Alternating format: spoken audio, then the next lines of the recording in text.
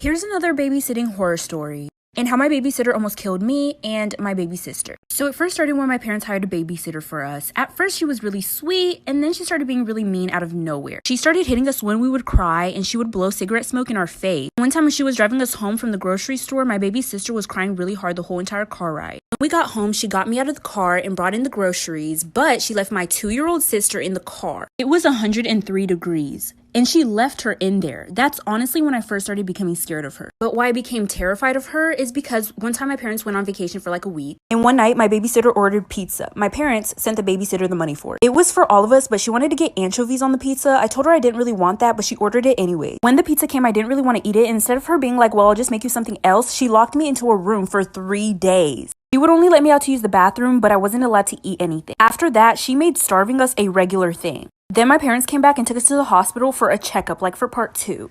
This is part 2 of my babysitting horror story. So like I said, my parents came back from vacation and took us to the hospital for a checkup. They took us to the hospital because they noticed we were getting really skinny. When we got to the hospital, the doctor said my 2-year-old baby sister only weighed 19 to 20 pounds. And I was 13 at the time. I only weighed 90 pounds. The look on my mom and dad's face was enough. So when we got back into the car, I finally told them about what the babysitter had been doing. Now hold on tight, because the way my mama reacted to this, you would have thought somebody possessed her. Immediately, my mom started going off on my dad, like yelling and screaming at him. And he just had his hands in his face. I was so confused as to what was going on. See, I didn't know my dad when I was younger. He passed away before I was born. And so I found out that my current dad at the time wasn't my real dad. And I didn't know the truth until this whole babysitting situation. She babysat me for like a month and then my parents fired her.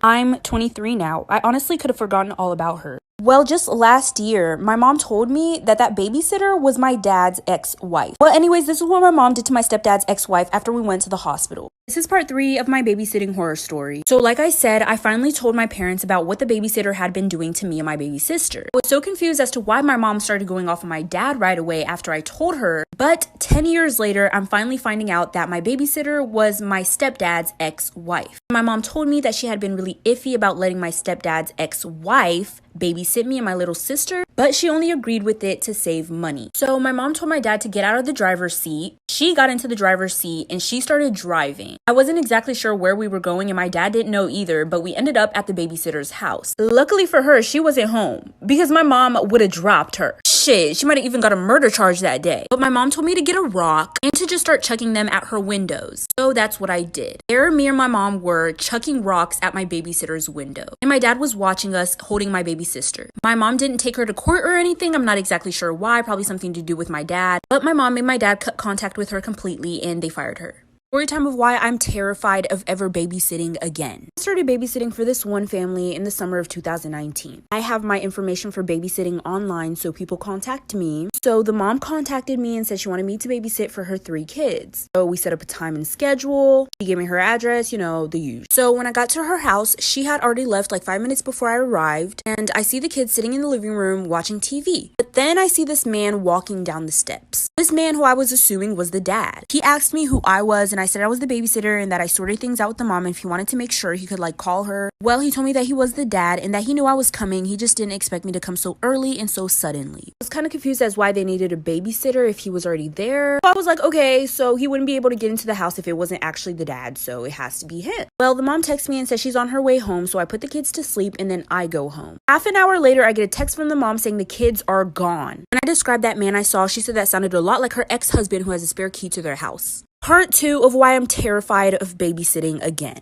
Like I said, when the mom came home after I left, she told me that the kids were gone. So I described to her the man that I saw in the house that I thought was the dad, and she told me that was the ex-husband who had a spare key to their house. But she did not believe me right away. At first, she was asking me a lot of questions, acting as if I was the one who kidnapped them. Almost as if she was accusing me of kidnapping. And you know what? Those feelings were right. Obviously, the police had to get involved, and when I spoke to them, they told me that the mom wanted to know if I knew where the kids were. And I had already told her about the man that I saw. But they said that they would also look into the ex-husband as well. So she kind of believed me, but didn't 100%. I was literally being accused of kidnapping 3 kids. But they were looking more into me because her ex-husband lived in Colorado. We lived in Kansas. So I was a prime suspect up until they interviewed the dad and he gave himself up like for part 3. of why I'll never babysit again. So like I said, they were finally able to interview the dad, but it took a while because he lived in a different state. But when they interviewed him, he mentioned this girlfriend that he had. It was his current girlfriend, and so they asked him where she lived and all that good stuff. Well, the police decided that they were going to question the girlfriend as well. So they went over to the girlfriend's house, they knocked on the door, and as soon as they knock on the door, the police hear a child crying. The dad didn't mention anything about his girlfriend having kids. And the next thing you know, a toddler runs up to the door. A toddler that looks exactly like one of the kids that I was babysitting. And so the police arrested the girlfriend and the police arrested the dad for kidnapping 3 children. Mom finally got her kids back and everything was good. The kids were not harmed in any way. This all happened in the span of like a week or two. The mom actually ended up coming to me and personally apologizing about how she acted. But I told her it was no biggie because anybody would act like that in a situation where their kids were gone. And I continued to babysit her kids.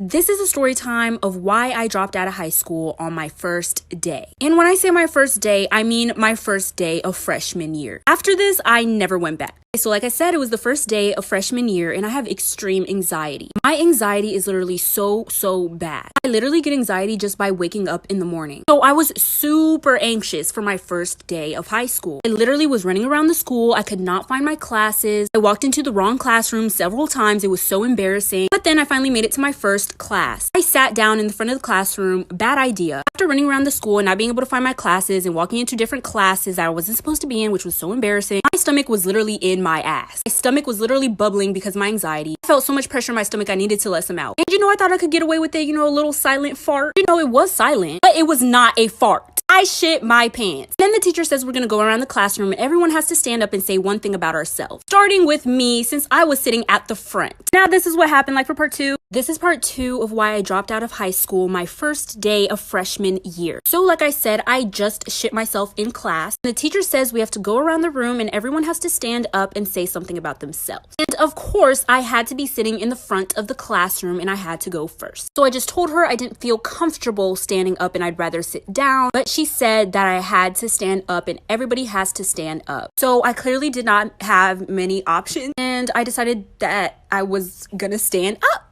And so I stood up and everybody gasped, even the teacher. The teacher literally made everybody get out of the classroom. And I knew from there on out, I could not show my face in that school anymore. I knew all day everyone was going to talk about that one kid that shit themselves in class. Yeah, the teacher took everyone out of the class and then I got myself cleaned up. Went to the office, told them what happened. They called my mom. They let me go home. I cried to my mom and told her I could not show my face at that school anymore. And so she pulled me out of high school and I just did online until I graduated.